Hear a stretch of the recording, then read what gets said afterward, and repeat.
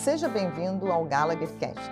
Se você acha que o universo de seguros é complicado, este podcast vai te provar que, na verdade, o seguro é sinônimo de planejamento, gestão de risco e proteção. Gallagher Cast, disponível nos canais da Gallagher Brasil, no YouTube e Spotify. Sejam muito bem-vindos ao Gallagher Cast, o nosso podcast que fala sobre o universo de seguros. E hoje a gente vai abordar um tema extremamente relevante para as empresas e profissionais que lidam de débitos fiscais. Recentemente, com algumas mudanças nas regulamentações do uso do seguro garantia para débitos com a União, anunciadas recentemente pela PGFN.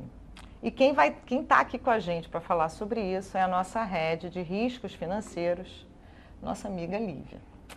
Então, a Lívia é advogada, já passou por grandes seguradoras, corretoras de seguros, com uma experiência sempre muito focada no segmento de garantia. Tá? Então vamos lá. Obrigada, Lívia. Obrigada, Carlinha. Por estar aqui com a gente. Obrigada por essa oportunidade. Esse é um assunto técnico extremamente relevante, muito quente. Acabou de ser publicada essa nova norma relativa aos débitos fiscais pela PGFN e traz um impacto direto na gestão financeira de todas as empresas e ao processo de aporte de garantias como um todo. E me diz uma coisa, só para a gente começar a contextualizar esse tema tão complexo, eu que sou completamente leigo, até entendo um pouquinho do que é uma garantia judicial, uma garantia de performance, mas enfim, é uma modalidade de seguro que assegura o cumprimento de obrigações contratuais ou legais, não é isso? Isso mesmo. E no caso dos débitos fiscais, ele é usado como uma garantia para a União, assegurando o pagamento dessas dívidas. O que você pode falar mais um pouco sobre isso? É isso mesmo. Essa garantia, ela visa, especialmente a garantia judicial em âmbito fiscal, ela visa substituir depósitos judiciais. Então, isso traz um alívio no fluxo de caixa das empresas que é de extrema relevância. E, além disso, ela é uma modalidade de garantia que ela é economicamente, financeiramente, muito mais vantajosa para o contribuinte. Ela tem um custo muito mais acessível quando comparado com outros tipos de garantias, como fianças bancárias, enfim. Então, de fato, essa nova regulamentação agora, que ela já vem de um contexto de alterações regulatórias nos últimos anos. A última alteração da PGFN neste tema foi há 10 anos, na verdade, com a portaria 164, mas essa nova regulamentação, ela segue esse fluxo de modernização e efetividade do cumprimento das diretrizes da PGFN e também uma facilitação de adesão a esse tipo de garantia aos contribuintes. Bom, então, conta aqui, o que é essa nova portaria 2044 de 2024 da PGFN? Bom, a nova portaria, ela garante os débitos fiscais, ela traz muita novidade agora no processo de oferta e de aceitação desse tipo de garantia pela própria Procuradoria. Ela foi publicada, como falamos agora, no final do ano, no dia 31 de dezembro. É muito quente, né? Isso, último dia do ano, pegou aqui todo mundo de surpresa em janeiro. E ela foi publicada, de fato, no final do ano, após uma consulta pública realizada em setembro, e para dar tempo dessas novas regras já serem implementadas no início de 2025. Então, é uma norma que ela tem 60 dias para, de fato, as seguradoras terem que aderir e adequarem todos os clausulados, mas todas as apólices que foram emitidas sob a regência da portaria anterior, até o dia 31 de dezembro, elas têm que permanecer vigentes e com aquele clausulado anterior até o final de vigência da apólice. Nas renovações, já devem seguir a nova portaria. Então, quer dizer, para quem já tinha, nada muda. Então, isso acontece só para quem vai contratar o novo seguro-garantia segundo essa nova portaria. Exatamente, e seguindo aqui o prazo de 60 dias, que é o prazo que a própria Procuradoria concedeu para adequação de clausulados e das novas normas. Esses 60 dias começaram quando? Dia 1º de janeiro? 31 de dezembro. 31 de dezembro. Então, a partir de março de 2025 já estão em vigor as novas regras e mas várias seguradoras desde já estão correndo já estavam preparando para isso. Já aqui no nosso dia a dia nós já temos verificados algumas seguradoras que já falaram que todas as novas cotações já vão seguir as novas diretrizes, então tem esse prazo para adequação, mas o quanto antes as seguradoras implementarem melhor. E aqui na perspectiva da Gallagher, a nossa equipe já vinha também acompanhando isso de perto, né? Eu me lembro que algumas discussões que a gente já teve. Então, assim, como é que a tua equipe hoje está preparada para atender essa demanda?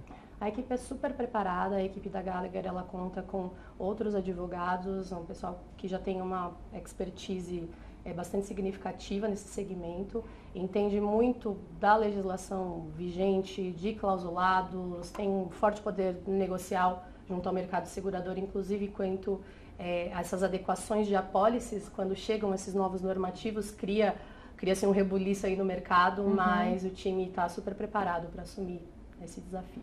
Bom, então, já começamos 2025 Com certeza. A todo vapor.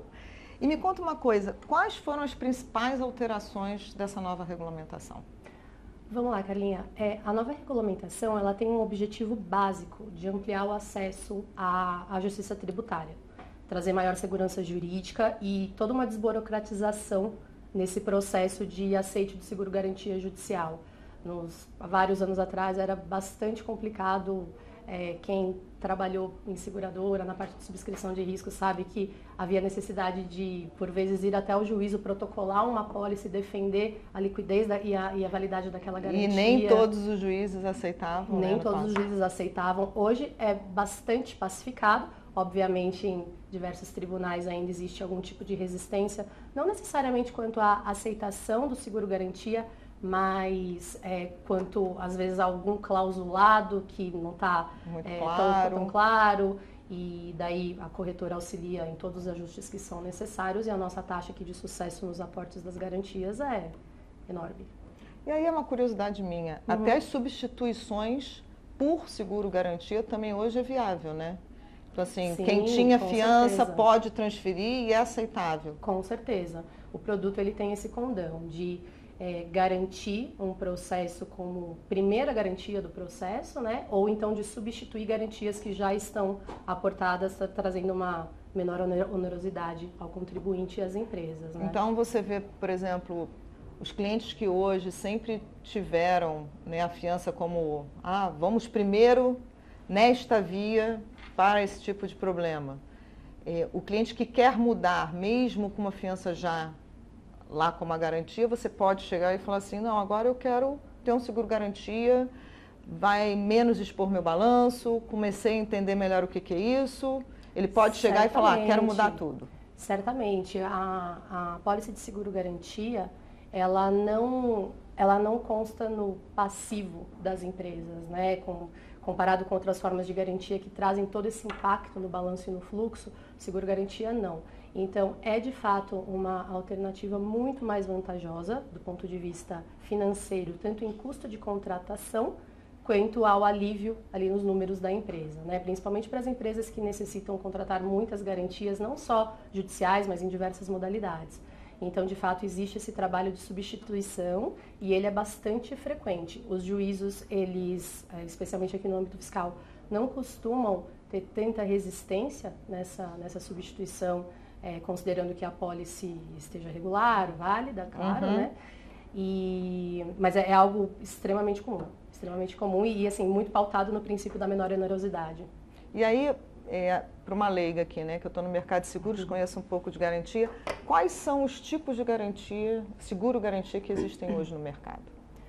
Bom, iniciando aqui com a garantia judicial, né, que ela é subdividida em algumas modalidades, então nós temos as fiscais propriamente ditas, né, que foco do nosso bate-papo, temos as cíveis, temos as trabalhistas, as garantias judiciais que substituem depósitos recursais, que também correm ali no âmbito trabalhista.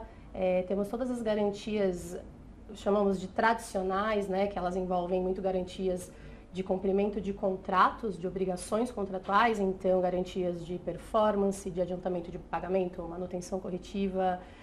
Temos garantias financeiras, garantias também mais estruturadas, que envolvem concessões, garantias imobiliárias, assim, um mundo de garantia. Um universo de segmentos e modalidades que a gente consegue trabalhar, mas sempre com o foco de garantir uma obrigação, seja ela uma obrigação de fazer, uma obrigação de pagar.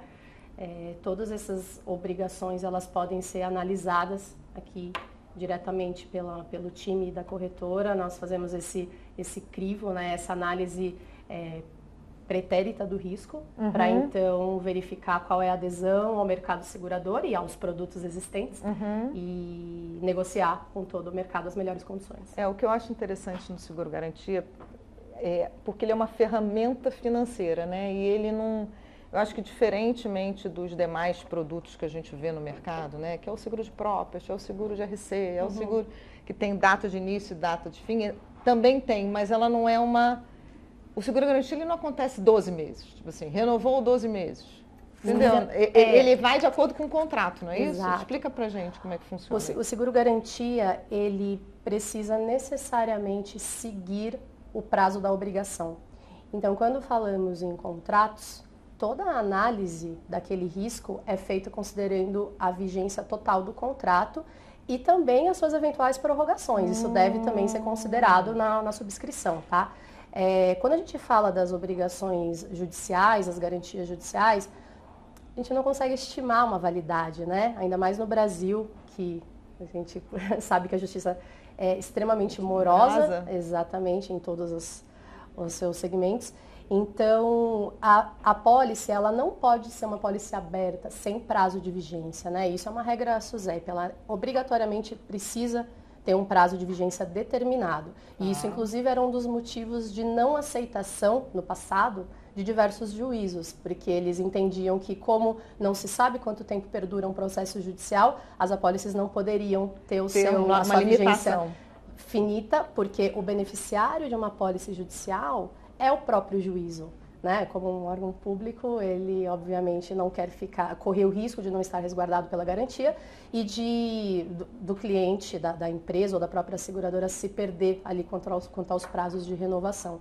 Então, existia no passado uma resistência quanto a esse prazo determinado. Só que os clausulados, eles foram evoluindo no decorrer desses anos e hoje existe, já desde o passado já era assim, mas hoje é muito mais pacificado e o clausulado também traz muito mais segurança jurídica quanto à necessidade da seguradora estar naquele risco independente da renovação. Quando a gente fala nas garantias judiciais, tá? Em outras modalidades pode ser que funcione um pouquinho diferente, necessite de um requerimento de renovação. Quando falamos das garantias judiciais, a seguradora ela tem a prerrogativa de efetuar as renovações de forma automática, inclusive. Se não tiver ali uma manifestação da empresa quanto à renovação e o risco ainda existir, o processo ainda estiver correndo... Não teve nada encerrado ainda? Exatamente. Ele se renova automaticamente? Se renova automaticamente. A seguradora, nesse interim, obviamente, sempre vai tentar entrar em contato, né? Às vezes precisa negociar alguma condição, às vezes, inclusive, precisa atualizar o valor da garantia, especialmente nas fiscais. Isso é feito ano a ano. Então, é um contato que é constante, né? Embora essas apólices de garantia, especialmente as judiciais, tenham um prazo de duração de 5 anos, em sua maioria, e agora com o novo regramento, obrigatoriamente, eu vou falar um pouquinho mais disso, mais para frente. Opa. Então, a gente acabou voltando aqui a outros temas muito interessantes também sobre essa modalidade do seguro-garantia, mas aí, voltando atrás ali sobre as mudanças, as inovações que surgiram com essa nova regulamentação, o que você viu aí que realmente você fala assim, olha, essa mudança veio de forma super legal para essa modalidade? Queria que você falasse um pouco sobre isso. Muitas mudanças, eu acredito que vão trazer aqui um resultado muito positivo, tá? Na atuação tanto da PGFN quanto das seguradoras e um próprio resultado bem positivo para os contribuintes. Nos últimos anos, Carlinha, a PGFN ela vem revisando o seu paradigma de atuação, né? E o que é esse paradigma, né? Ela é uma abordagem aos princípios que refletem a atuação da PGFN em diversos aspectos, mas sempre pautados nessa questão da segurança jurídica e regularização dos créditos públicos. Então, nessa revisão, a gente vê aqui muita priorização por eficiência e inovação e uma tentativa da Procuradoria em adequar suas práticas às demandas atuais dos contribuintes e dos estados, inclusive a situação econômica desses contribuintes. Então, antes de falar das alterações propriamente ditas, né, dessa nova portaria, é bastante importante assim, elencar um pouco desses princípios que refletiram nessas alterações. Então, é uma prioridade da Procuradoria na recuperação de créditos que sejam relevantes, e para isso está sendo feito uso de tecnologia, inclusive Big Data, para a identificação do que é realmente relevante ali naquela imensidão. Tem inteligência artificial nesse negócio aí. Exatamente. Não só isso, a utilização de um portal para a averbação dessas garantias, o portal Regularize, antes não previsto, né, na portaria anterior. Um fomento à transação tributária, né, que é uma peça-chave nesse paradigma da PGFN, que permite uma negociação direta da PGFN com o contribuinte desses débitos de uma forma muito mais flexível e evitando um encargo, uma onerosidade, né, no processo regular de execução fiscal. Então, visa estimular, né, a regularização dessas dívidas através de uma transação sem a necessidade de uma judicialização excessiva. Então, é o que você falou no início, né? Fica tudo muito mais eficiente, né? Você não fica aquela coisa protelando por muito tempo. Então... Exato, são alternativas na regularização do débito, né? Então, essa nova portaria traz essas alternativas de forma mais específica, o que muito provavelmente vai impactar aqui no mercado como um todo, provavelmente na busca, né, de uma maior busca dessa tipo solução. Exato. Então, assim, essa simplificação, né, também da norma, ela traz aqui uma norma mais clara, mais detalhada, para tentar garantir um pouco mais de previsibilidade quanto a termos da apólice, vigência, processo de renovação. Então, provavelmente, tudo isso vai ajudar muito mais a fomentar o seguro-garantia. Fomentar... Já estava sendo, mas eu acho que também ainda existem pessoas que são reticentes ao seguro-garantia. Então, com essa portaria também pode vir, poxa, então o seguro-garantia veio realmente para fazer algo novo, para ser menos... Eu não consigo, assim, pelo que eu estou entendendo da sua explicação, o processo todo vai ter uma melhor eficiência no andar dele? Seria isso? É isso que se espera. É isso que se espera, porque essa intenção da PGFN, né, de flexibilização, modernização, é muito para conseguir enquadrar o produto à realidade dos contribuintes.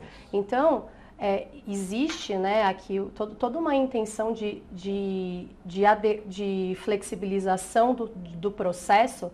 Por exemplo, uma busca de soluções consensuais, as próprias transações que eu mencionei, a portaria, vou falar daqui a pouquinho, hoje ela permite um aporte de garantia em valor menor do que o valor da dívida, então assim, uma garantia parcial. Então, não precisa ser o valor completo, então. Em alguns casos específicos, obviamente, mas existe sim, de fato, todo esse conceito de flexibilização muito forte nessa nova norma. E acredito que a gente vai conseguir ver na prática. Eu posso te fazer uma pergunta? Claro. Eu tô meia... O que é PGFN? Procuradoria Geral da Fazenda Nacional. Obrigada. Gente, porque eu estava aqui, olha, preciso perguntar isso, mas não estava conseguindo.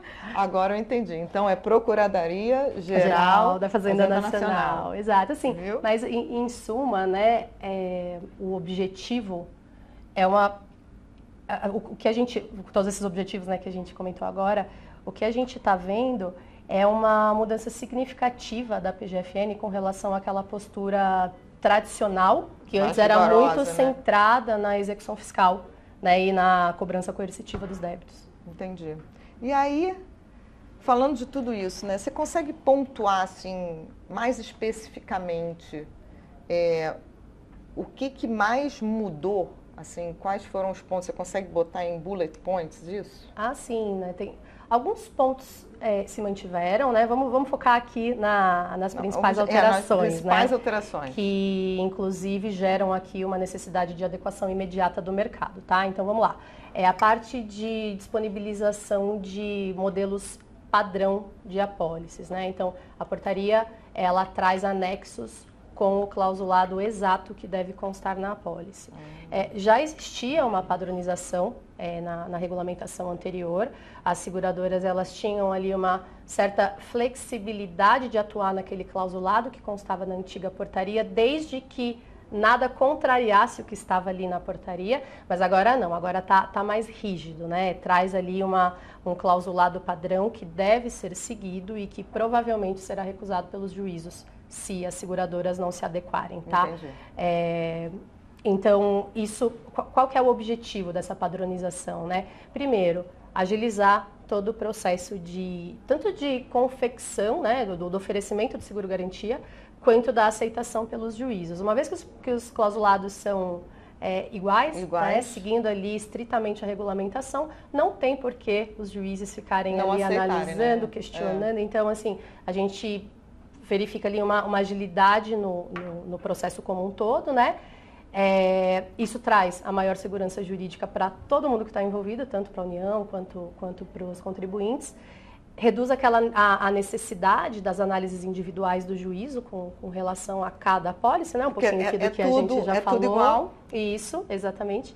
E, bom, promove toda aquela transparência e previsibilidade que estão entre os princípios, né, da PGFN.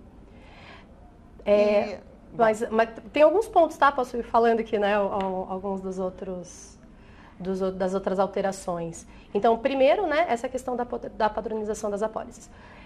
Um outro ponto bastante relevante, que é a desnecessidade da renovação antecipada. Anteriormente, existia na regulamentação a necessidade de apresentação da renovação da apólice ao juízo com 60 dias de antecedência antes do final da vigência, tá? E isso aqui, para quem trabalha com isso, sabe que por vezes é bastante complexo de conseguir fazer de forma certinha, tendo em vista o volume dos processos, né? Então, agora não é mais necessário. A nova portaria, ela obviamente determina a obrigatoriedade da renovação, mas pode ser até o último dia de vigência. Até o último dia de vigência. Exatamente. Entendi. Então, assim, isso de uma forma geral simplifica toda a gestão das garantias, né? E do oferecimento no juízo.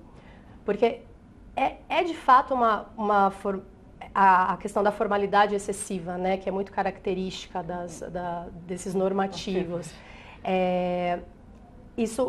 Essa renovação com 60 dias, elas por vezes trazia algumas dificuldades práticas relacionadas, assim, prazos muito apertados ali na negociação entre as partes envolvidas, porque por vezes a garantia ela aumenta significativamente o valor na renovação, e isso gera às vezes necessidade de renegociação de condições. E havia essa exigência dos 60 dias de antecedência para aportar a nova garantia, um prazo que por vezes estava rolando a negociação. E a partir desse prazo, Carlinha, dado os 60 dias, o juízo tinha a prerrogativa de acionar a apólice, por não ter sido apresentada uma renovação. Então, veja só, existia ali uma apólice válida dentro do processo, mas como não foi aportada uma nova garantia dentro de 60 dias de antecedência, o juiz teria a prerrogativa de executar. Não que isso aconteça com muita frequência, mas existia essa prerrogativa. Então, uma apólice e um contribuinte que está ali com tudo regularizado, poderia ter, aqui por um aspecto formal, ter a sua garantia acionada. E 60 dias, são 60 dias. Muita coisa acontece em 60 dias. Hoje em dia, um dia já acontece muita coisa. Mas agora com essa alteração, obviamente, assim, existe uma necessidade do mercado, corretores e seguradores, em estarem muito atentos aos finais de vigência, porque não vai ter mais esse prazo de cura, né, dos 60 dias. Aí vem a minha pergunta. E como é que fica as seguradoras com essas novas regras? Né? Você falou um pouco delas se adequarem a esse clausulado já fixado, né? Exato, esse é o primeiro ponto. A questão dos clausulados, as seguradoras precisam adaptar, isso requer um registro no órgão regulador, na SUSEP, então tem todo um trabalho a ser feito ali por trás, não é de um dia para o outro, né, alterar os clausulados, questões sistêmicas envolvidas, né, então esse é o primeiro ponto. A questão da renovação, certamente agora as seguradoras elas vão precisar alterar o fluxo de controle, né? Então, os 60 dias. Muitas seguradoras faziam esse controle até num prazo bem maior que 60 dias, né? Justamente para se resguardar. Então, certamente vão começar a negociar com antecedência, mas sem essa exigência coercitiva da norma de apresentar com antecedência. E com relação ao mercado de seguros como um todo, existe algum impacto esperado? Eu estou vendo muita coisa positiva, mas não sei, o que você tem de experiência? O impacto, o que se espera é um aumento da demanda, né? Se espera que com todas essas alterações, né? Tem mais algumas aqui extremamente relevantes, mas eu entendo que vai resultar aqui num aumento da demanda, porque essa segurança jurídica, eu falo muito esse termo, tem um impacto extremamente positivo em todas as partes do processo. Então, o próprio contribuinte, a seguradora, a união, o corretor, né? Então, a segurança jurídica, ela respalda a operação.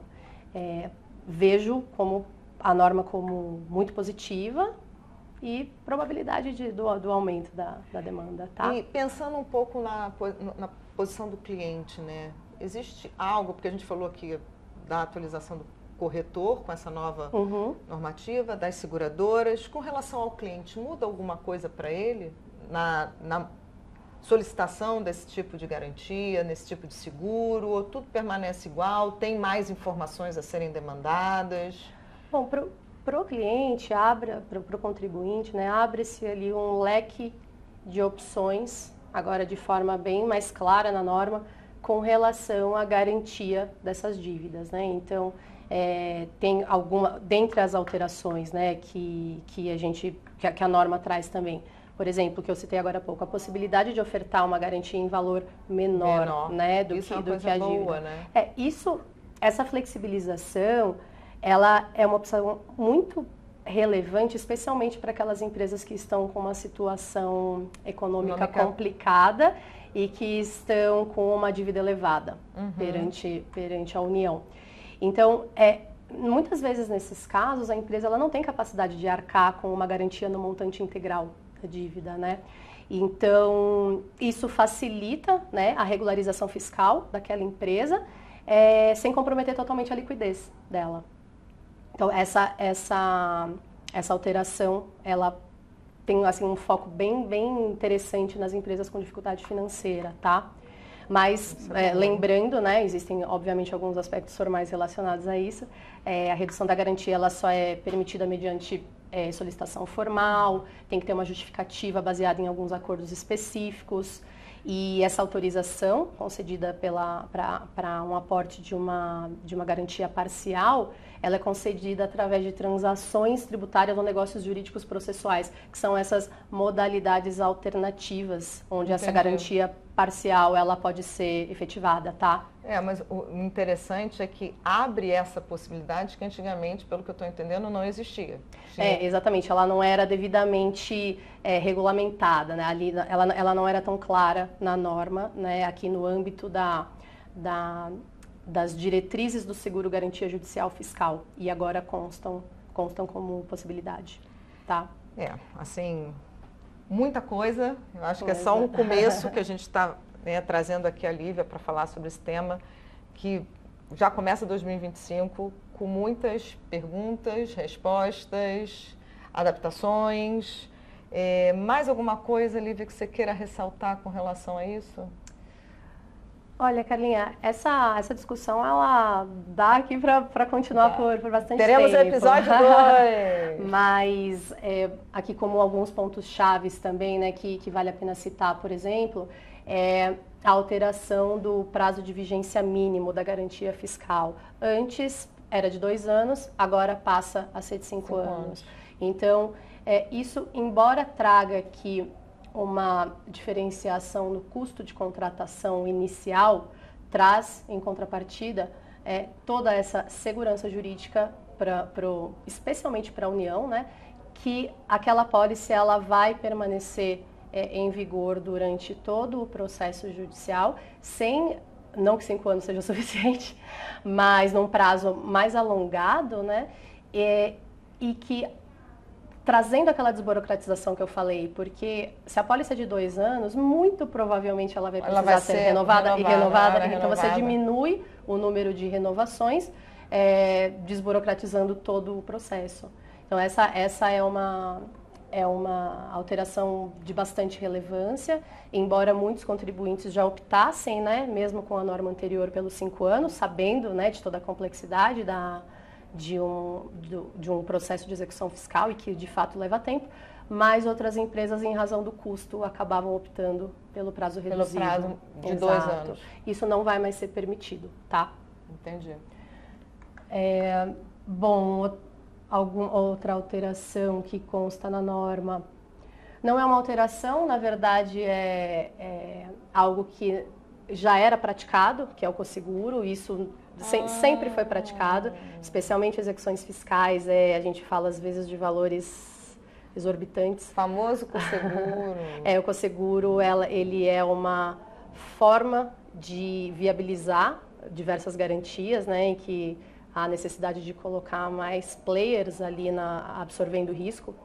E isso já era utilizado, mas agora essa norma traz especificamente a possibilidade do cosseguro, então trazendo aí também evitando às vezes divergência de interpretações com relação a esse tema. Até pensando assim no mercado, né? Quantas seguradoras hoje atuam no mercado de garantia no Brasil? Nós temos hoje registradas perante a SUSEP, se eu não me engano, vou conferir, 39 seguradoras, tá? Nós atuamos aqui na Gallagher com a maior parte delas, né? Todas as seguradoras que não apenas têm o produto registrado, né? Que às vezes isso acontece e não são tão atuantes, e aí elas constam nessa lista, mas nós atuamos com todas as seguradoras aqui, os grandes players do mercado, tem também os que são menores, mas que são muito efetivos às também. vezes bem especializado naquilo, Exato, né? Faz exatamente. assim como... Com enfoques diferentes, né? Cada seguradora tem uma abordagem, uma política de subscrição e de crédito diferente. Então, o time da Gallagher, aqui com um ótimo relacionamento com todo o mercado, está habituado a efetuar esse tipo de negociação com todos os players, conforme necessidade. Para fechar, eu não quero que você conte, mas eu sei que vocês estão trabalhando num sistema aí. Exatamente. Isso é super importante para a nossa operação. Mas a gente não vai divulgar ainda, porque eu sei que já está aí em alguns clientes. Me conta um pouquinho desse sistema aí, que é fabuloso para o contribuinte. É contribuinte que a gente chama? Não. No caso de fiscal, sim, mas o sistema ele não está atrelado aqui só a essa modalidade de garantia. Só dando um spoiler, então. Exatamente. É um sistema que visa aqui toda a gestão de garantias de uma empresa, tá? Garantias nas mais diversas modalidades, e a possibilidade também de cotação e emissão imediata, o que especialmente para as grandes empresas é muito importante devido ao volume de demandas. Exato. Mas depois voltamos com mais novidades. Voltamos com isso. Então aqui eu acho que a gente encerra. A gente reforça aqui a importância de estar atualizado sobre essas mudanças, né, que afetam diretamente a gestão fiscal das empresas. E aqui no Gallagher Cast a gente contou um pouquinho aí com a ajuda da Lívia, que é a head da área de riscos financeiros.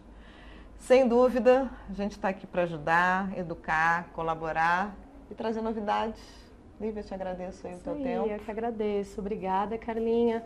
Dúvidas, necessidades, estamos aqui inteiramente à disposição. Obrigada. Obrigada.